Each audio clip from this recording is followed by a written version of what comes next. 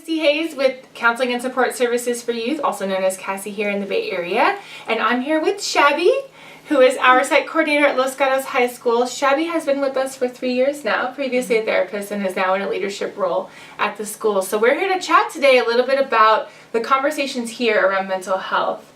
If you don't know about Los Gatos, we've been on this campus for almost 9 years now. We've been with the school since almost the start of the organization. We started here after our founding executive director gave a presentation, and the staff here had dealt with some pretty traumatic experiences and we're working through some grief as a community, and they attended, and it's been serendipitous since we've been here.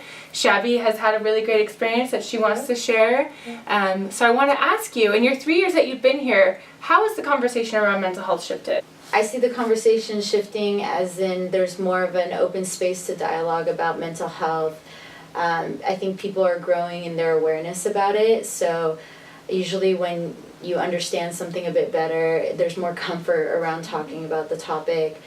And so I know that here at Los Gatos, in addition to PE, they do a mental health segment, and we come in and provide psychoeducation. So I think that kind of starts the forming the space for kids to feel comfortable just talking about mental health. And I think that there's more conversation on how to have easier access to it, which eliminates kind of those hurdles that might deter a kid from getting help. And there's more stronger collaborative efforts from teachers and admin and supporting staff. So I think that as that continues to get stronger and stronger, it'll just have like a trickling down effect with the kids, and we're already seeing that. So.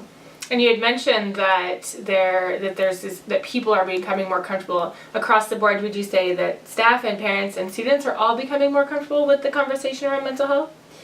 Yeah, I mean, it's hard for me to speak for parents because I only see a limited amount, but I think definitely staff and students are becoming more comfortable. We're seeing more peer referrals too, so I think that's a sign that kids are getting comfortable just coming in and expressing concern, and that they're growing in their awareness, like, oh, okay, this is what it looks like. I think I should tell somebody, and so yeah, I think that there's definitely more comfort. That's wonderful. So we see over 300 youth here a year, which is pretty incredible for a team of 3. What makes you most hopeful for their outcomes and their futures? Honestly, the amount of support. And most of these kids realize that there is a lot of support here for them, and so them being able to access it and utilize it, I think that makes me very hopeful, and give them kind of like the resources and develop the skills that they need to endure whatever hardship that they're coming across, whether it's academics or interpersonal or relational. And this generation is really sharp, and that definitely increases my hope in them, because they are, with that sharpness comes more curiosity, and so they don't just kind of take things, they question it, and I think sometimes when they're like, okay, wait, why do I feel this way? Not just like, oh, okay, I'm sad, but why? And then it kind of starts that whole, okay, well, maybe I should talk to somebody, and you see that kind of effect going on.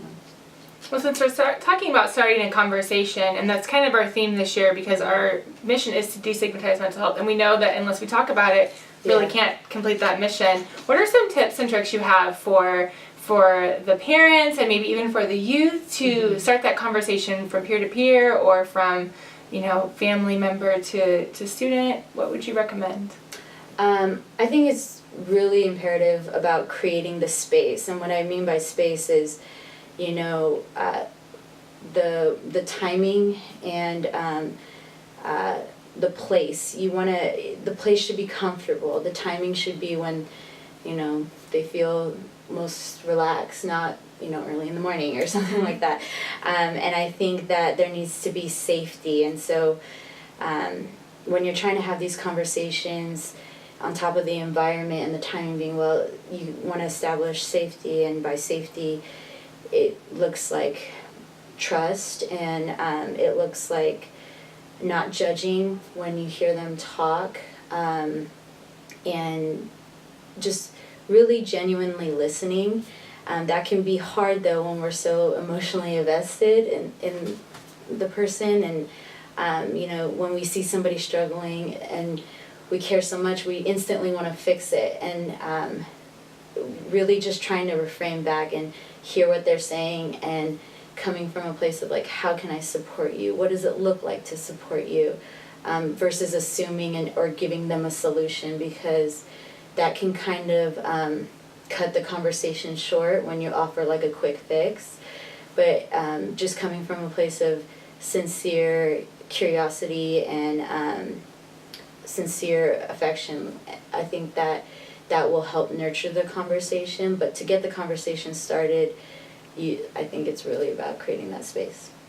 Well, I want to thank you for all the work that you've done here over the last 3 years. I can't imagine what things would look like if you and your team were not here.